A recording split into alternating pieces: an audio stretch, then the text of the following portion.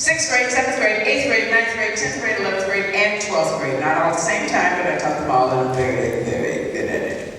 I taught reading, writing, language, literature, grammar, Shakespeare.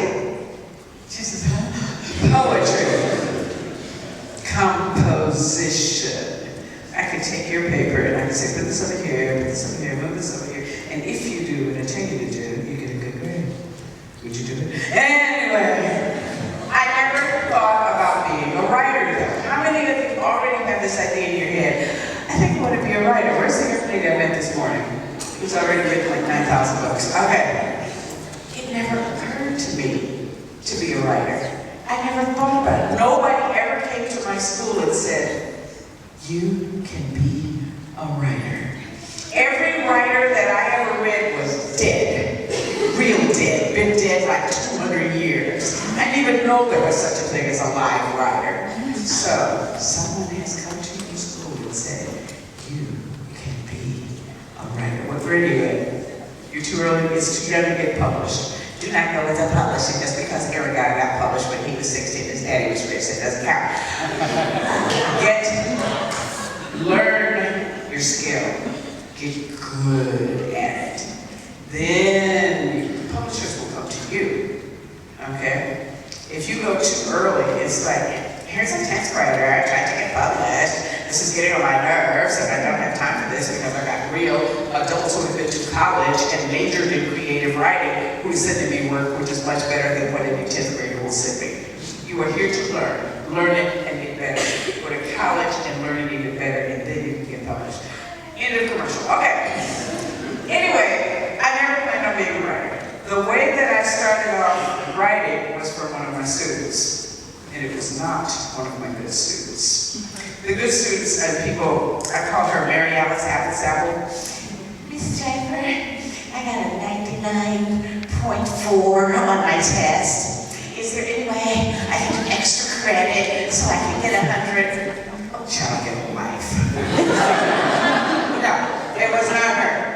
It was the kid who sits in the back, who never does his homework, who kind of cusses up under his breath. And he looked like you. He says to me, Evan Draper. And I said, yes.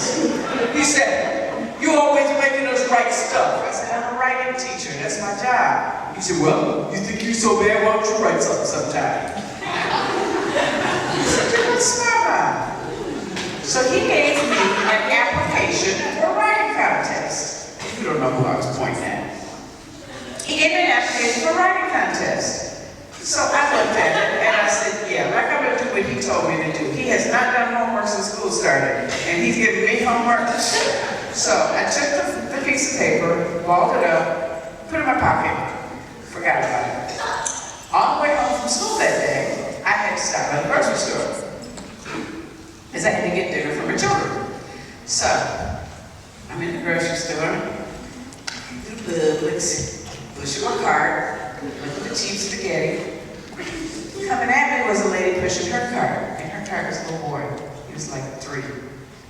And he was crying, and she was screaming. I'm like, what in the world? And just as she got to me, she looked at that little boy and she said to him, if you don't sit your stinking, useless butt back down in that shopping cart, I swear I'll bust your crazy face in. No, that is not funny. That's child abuse. And I was like, oh my goodness. So she's screaming, the boy's crying. I didn't say anything to her because I was getting scared of her. And she zoomed past Faith and she left the store.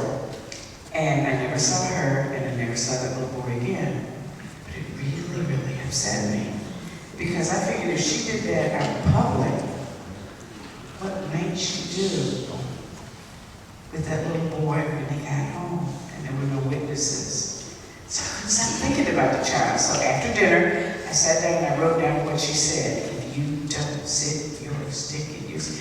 And after, and I kept on writing. And I wrote a story.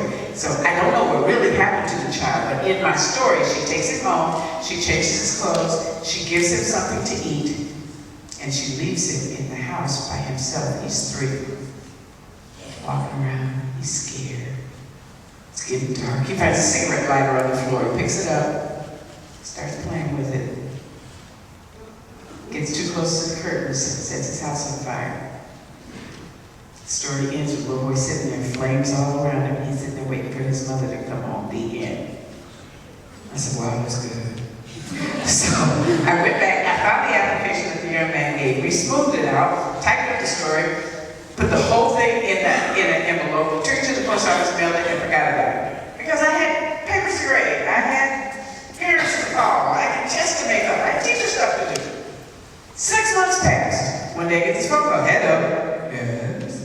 This is the lady who wrote that story? Yes. Well, I want to let you know we had 20,000 entries to this contest. Well, I'm glad I didn't have to grade them. How did I do? You got first prize. Cool. What does that mean? Your story's going to get published. Wow. My mother will be proud. Do I get anything else? Oh, yeah, you get a check. Real cool. How much? $5,000. It was the first thing I had ever written in my life. It was 3 pages long. Check came 2 weeks before Christmas. I took my kids to the mall and said, this year you can have anything you want for Christmas. You know what my kids said? Mom, write something else. But nothing really changed. The story was published, I got my picture in the paper, my hair looked good, it was really nice, but nothing changed. I still continue to go to school every day, I still continue to give homework. Nothing changed except for one thing, and that was the fact that I knew how to write. So I said, I'll write a